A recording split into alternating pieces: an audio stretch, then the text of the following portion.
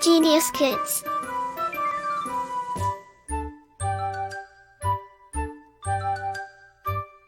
Cultivating love for learning. अध्याय 12 सच्चा तीर्थयात्री। प्रस्तुत पाठ में बताया गया है कि ईश्वर की सच्ची भक्ति मंदिर, मस्जिद अथवा गुरुद्वारों में जाकर पूजा या व्रत करना नहीं, बल्कि गरीबों व जरूरतमंदों की सहायता करना है। एक बार की बात है, रूस के एक गांव में एफिम और एलिशा नामक दो घनिष्ठ मित्र रहते थे, जिनमें से एफिम बहुत ही अमीर व्यक्ति था, जबकि एलिशा न तो ज्यादा धनवान था और न ही निर्धन। वह मधुमक्खियां पालकर अपने परिवार का पालन पोषण कर लेता था। वह स्वभाव से बहुत उदार, दयालु व खुश रहने वाला व्यक्ति था। कई वर्ष पहले दोनों मित्रों ने साथ साथ यरूशलेम की तीर्थ यात्रा करने की ठानी थी, किंतु जब भी एलिशा जाने के लिए जोर देता तो एफिम का चेहरा उतर जाता और वह कहता, यार थोड़ा रुकना पड़ेगा, अभी मेरे पास पर्याप्त धन नहीं है।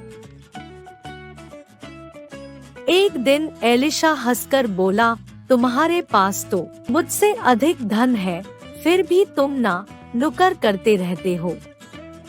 हमने प्रतिज्ञा की है कि हम यरूशलेम की यात्रा करेंगे, इसलिए हमें अवश्य जाना चाहिए। अंत में एफिम ने एलिशा की बात मान ली। दोनों ने यात्रा का दिन निश्चित कर लिया। यात्रा के लिए एफिम ने बहुत सारा धन लिया, एलिशा ने केवल आवश्यकतानुसार धन लिया। एफिम ने अपने पुत्र को सारा कारोबार भी समझा दिया ताकि परेशानी न हो। फिर वे दोनों मिलकर तीर्थ यात्रा के लिए चल पड़े। चलते चलते दोनों मित्र एक गांव में पहुँचे। गांव की हालत बहुत बिगड़ी हुई थी, लोग भूख से मर रहे थे। दोनों ने वहां एक झोपड़ी में रात बिताने का निश्चय किया। दरवाजा खटखटाया तो कोई आवाज नहीं हुई, अतः दरवाजे को धक्का देकर दोनों अंदर प्रविष्ट हुए। शब्दार्थ: घनिष्ठ, गहरा। प्रतिज्ञा, प्रण।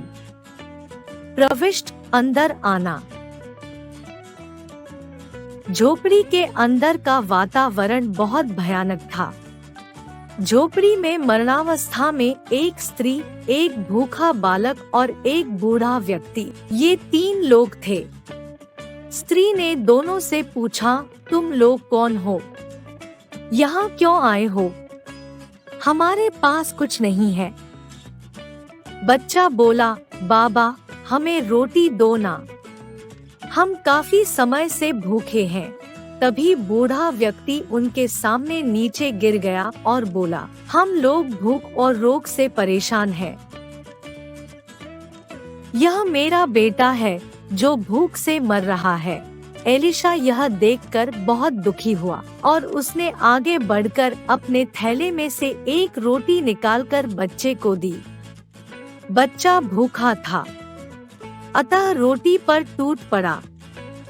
एलिशा ने 2-2 रोटियां बूढ़े और स्त्री को भी दी।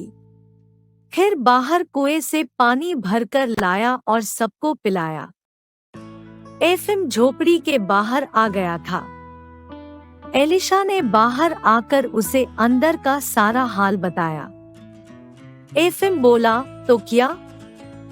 हमें तो यरूशलेम पहुंचना है, यहाँ समय नष्ट करना ठीक न होगा। एलिशा ने कहा, मित्र तुम चले जाओ, मैं इन लोगों को ऐसी दशा में छोड़कर नहीं जा सकता। मैं कुछ समय इनके साथ रहूंगा, इनकी सेवा करूंगा। एफिम अकेला ही चला गया। एलिशा ने पूरी रात उन तीनों की सेवा की। सुबह उठकर घर की सफाई, चूल्हा चौका सब किया। घर के लोगों ने भोजन के लिए सब कुछ बेच दिया था, इसलिए घर खाली था। अतः उसने घर के लिए कुछ आवश्यक चीजें स्वयं मोल लाकर रख दी। इस तरह 2-3 दिन बीत गए। एलिशा की समझ में नहीं आ रहा था कि वह क्या करे। जाने की सोचता तो घर के लोगों की दीनदशा देखकर उसका दिल भर आता। धीरे धीरे एलिशा की सेवा से तीनों लोग ठीक हो रहे थे। अतः एलिशा ने वहीं रुककर उन तीनों की सेवा करने का निश्चय किया।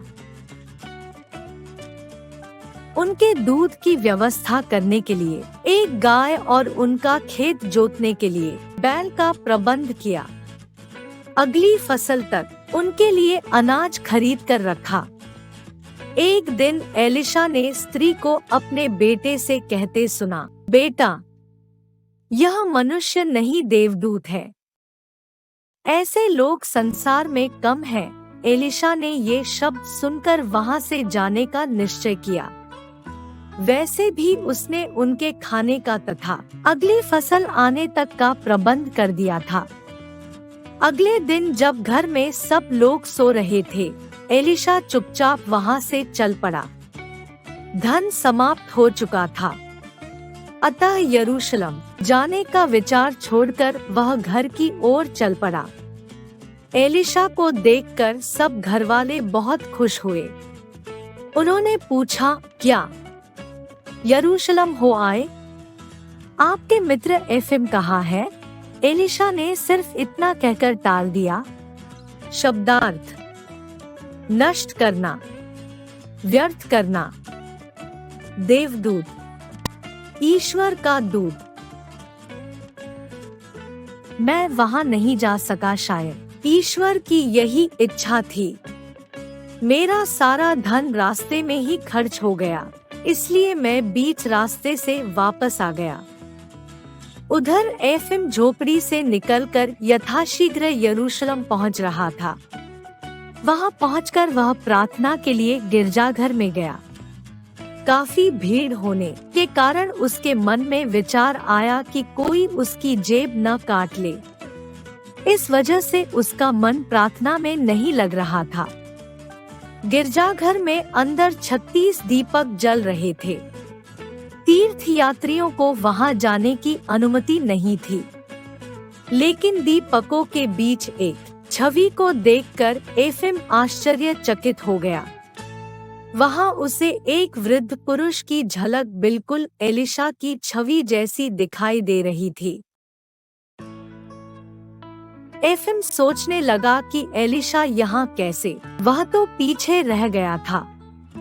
परंतु फिर से जब उसने देखा तो उसे विश्वास हो गया कि वह एलिशा ही है। मित्र को वहां देखकर वह प्रसन्न हुआ।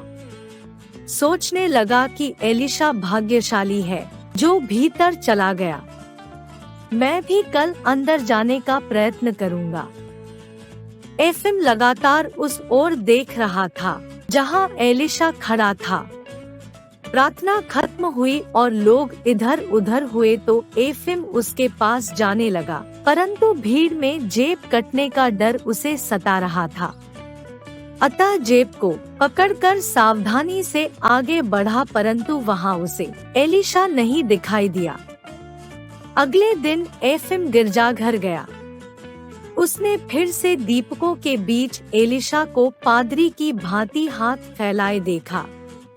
जब प्रार्थना समाप्त हुई तो फिर वह अपने मित्र को वहां न पा सका। यरूशलेम में एफिम 3 सप्ताह रहा और हर बार उसके साथ यही घटना घटी। प्रतिदिन उसका मित्र गिरजाघर में गंभीर स्थिति में खड़ा मिलता, लेकिन वह उसे मिल नहीं पाता था। एफिम अब घर की ओर चल दिया। रास्ते में उसी गांव से होकर गया और वही झोपड़ी जहां एलिशा रुका था के अंदर चला गया। दरवाजे पर एक स्त्री खड़ी दिखाई दी। वह बोली, हम तीर्थयात्री का स्वागत करते हैं, आप आइए, हमारे साथ भोजन कीजिए। एक तीर्थयात्री ने ही हमारे प्राणों की रक्षा की थी। एफएम तुरंत समझ गया कि बात उसके मित्र एलिशा की हो रही है। मित्र के बारे में पूछने पर स्त्री बोली, हम नहीं जानते कि वह कौन था, मनुष्य या देवदूत। वह हमसे प्रेम करता, हमारे भोजन का प्रबंध करता और बिना कुछ बताए यहाँ से चला गया। ईश्वर उसका भला करेगा। वह न होता तो हम सब मर जाते। एफएम रात को झोपड़ी में रुककर सुबह सुबह घर की ओर चल दिया। एफएम सबसे पहले गांव में अपने मित्र के घर गया। एलिशा अपनी मधुमक्खियों की देखभाल कर रहा था। शब्दार्थ: यथाशीघ्र, जल्दी, प्रयत्न, कोशिश। एफएम को देखकर एलिशा ने प्रसन्नता से नमस्कार किया और पूछा, आशा है तुम्हारी यरूशलेम की यात्रा सफल रही होगी। एफएम बोला, सच कहूँ तो मेरा सिर्फ शरीर ही वहाँ गया, आत्मा यही रह गई। शायद मैं तीर्थयात्रा में सफल न हुआ, लेकिन तुम्हारी आत्मा अवश्य वहाँ पहुँच गई होगी, मुझे विश्वास है। मैंने स्वयं तुम्हें गिरजाघर के अंदर दीपमाला के बीच खड़े देखा है।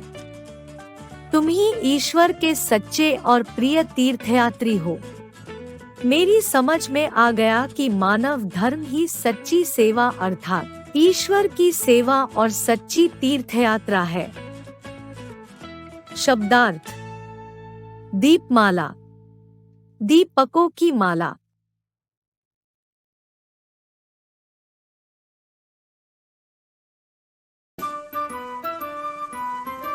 Like, share and subscribe.